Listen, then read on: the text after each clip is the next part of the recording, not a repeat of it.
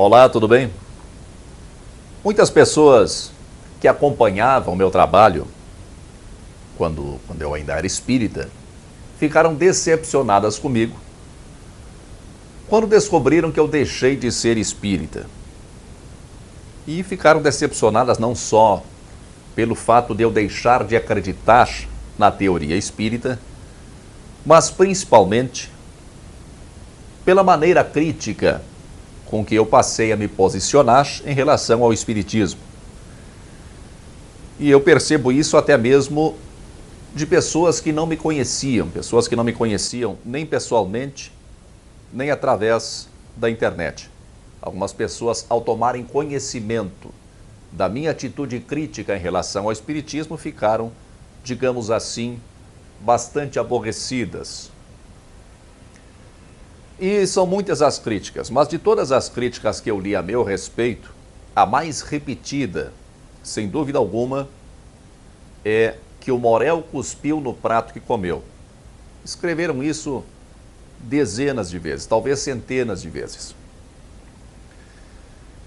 E eu fico pensando a respeito do significado dessa expressão e o que ela tem a ver realmente com o que aconteceu comigo. Essa expressão, cuspiu no prato que comeu, ela se refere àquelas pessoas que são ingratas, né? Se refere a pessoas que tratam com desdém, ou mesmo com desprezo, algo ou alguém que já lhes serviu, que já lhes foi útil.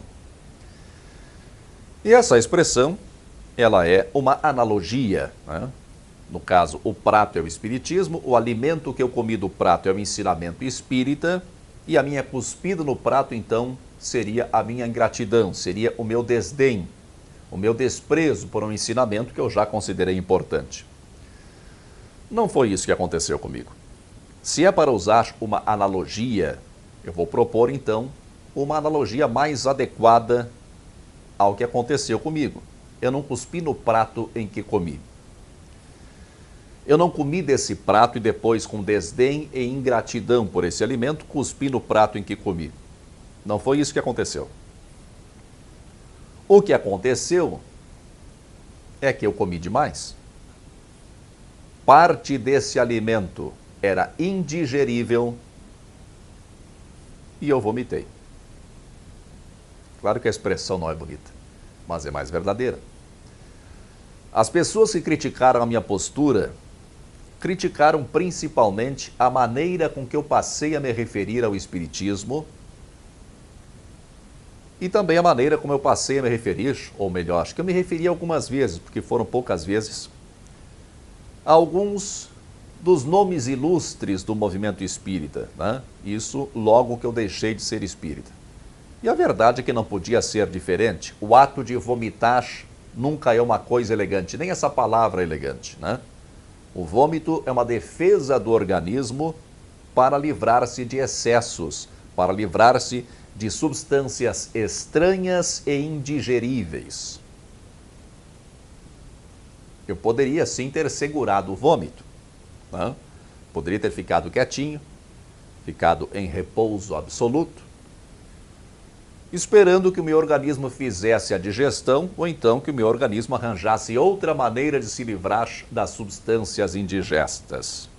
Nesse caso, eu não teria falado nada.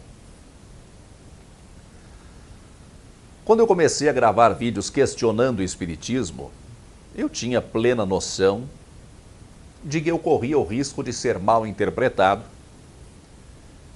e que eu corria o risco de magoar pessoas, porque isso acontece, isso é inevitável. Sempre que emitimos uma opinião, corremos o risco de magoar pessoas. Não poderia ser de outro jeito. A verdade é que tem coisas que só podem ser ditas justamente em momentos de crise, em ocasiões de rompimento. Isso é comum, por exemplo, no rompimento de relações, seja relações de amizade, relações trabalhistas, relações conjugais. Existem coisas que nós sabemos que devem ser ditas, mas que o preço para dizê-las é muito alto. Por isso, só mesmo em momentos críticos, em momentos de crise, em momentos de ruptura, para dizer essas coisas. Eu disse algumas coisas poderia dizer mais, mas o momento crítico já passou. O Espiritismo vai continuar sendo uma referência na minha vida, já que eu pautei minhas crenças, minha conduta e até as minhas percepções por muito tempo pelo Espiritismo. Eu tinha planejado fazer uma análise crítica, minuciosa, sobre o Livro dos Espíritos. Cheguei a começar, preparei alguns vídeos, não vou publicar esses vídeos, ficam no meu arquivo secreto pessoal, mas eu me dei conta de que teria que passar talvez 2 ou 3 anos assumindo uma postura crítica, uma coisa meio pesada. Isso é muito desgastante. Além disso, é praticamente impossível, pelo menos para uma pessoa normal, não cair na tentação de estar com a razão. Isso é uma coisa que pouquíssimas pessoas entendem, mas muito poucas, uma raridade. As pessoas não entendem que não existe imparcialidade. Ninguém é totalmente imparcial. Ninguém é isento. A nossa mente individual é um programa.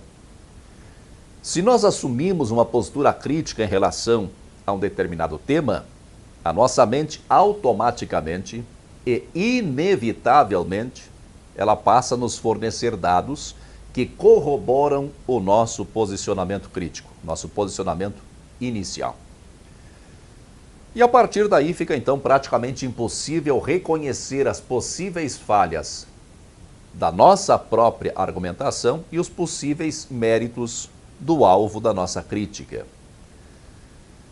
E nós vemos isso atualmente, vimos isso recentemente, de forma gritante, com as ridículas discussões de direita e esquerda, de coxinhas e petralhas, de PT e anti-PT, de Bolsonaro e Companhia Limitada. Eu quero distância desse tipo de fanatismo. Eu sou feliz demais para limitar a minha vida à repetição de fake news. Oh, por favor. Minha mente treinada comporta horizontes muito mais largos do que esses passatempos bizarros. E outros 2 motivos me fizeram desistir de fazer um estudo completo sobre o Livro dos Espíritos. O primeiro deles é que esse trabalho teria partes muito enfadonhas, né? muito chatas. Não seriam nada atrativas, nem para aqueles mais interessados ou mesmo fanáticos pelo assunto. O Livro dos Espíritos tem partes muito interessantes, aborda assuntos muito interessantes, mas também traz muitas generalidades, muitas especulações e temas que hoje não fazem mais sentido, porque a sociedade mudou. Falar de duelo, por exemplo, um tema tratado no Livro dos Espíritos. Hoje isso não faz o menor sentido. Esse é o primeiro motivo. O segundo motivo é que, inevitavelmente, esse trabalho daria a impressão de uma espécie de disputa com Kardec, né? E isso não tem nada a ver com o que eu penso ou com o que eu sinto. Kardec pregou determinadas ideias, eu acreditei nessas ideias, eu ajudei a divulgar essas ideias, eu não acredito mais nessas ideias e eu tenho vontade de dizer por que eu não acredito mais nessas ideias. Eu não quero que ninguém deixe de ser espírita. Se você é espírita e está contente com a sua crença, não assista os meus vídeos. Eu falo isso sério. Se você assistir os meus vídeos, 2 coisas podem acontecer. Você pode ter as suas crenças abaladas e não saber como lidar com isso. Isso é um risco sério que você corre. Ou então você pode ficar com raiva de mim por eu estar dizendo coisas que você não gostaria que fossem ditas. E como espírita, você sabe que deve controlar a sua mente, você deve controlar os seus sentimentos, você deve compreender, você deve perdoar. E você não deve nutrir nenhum sentimento negativo em relação a ninguém. Então, em vez de analisar todo o Livro dos Espíritos, eu vou fazer uma série de vídeos fazendo uma análise crítica dos princípios básicos do Espiritismo. Uma coisa mais sucinta, metódica e direta. E por fim eu devo dizer que não me arrependo das críticas que eu fiz. Talvez eu grave um vídeo tratando desse assunto com mais profundidade. Um vídeo exclusivamente para tratar a respeito desse assunto. Quando eu digo que não me arrependo, isso não quer dizer que eu faria tudo de novo. Provavelmente não. Mas o que está feito, está feito. Tanto os meus vídeos, os meus artigos e os meus estudos espíritas, quanto as minhas posteriores críticas ao Espiritismo, tudo isso, a soma de tudo isso, é uma parte integrante da minha mente. Isso são possibilidades do meu ser que eu experienciei. E o fato é que eu sou muito grato à vida por isso.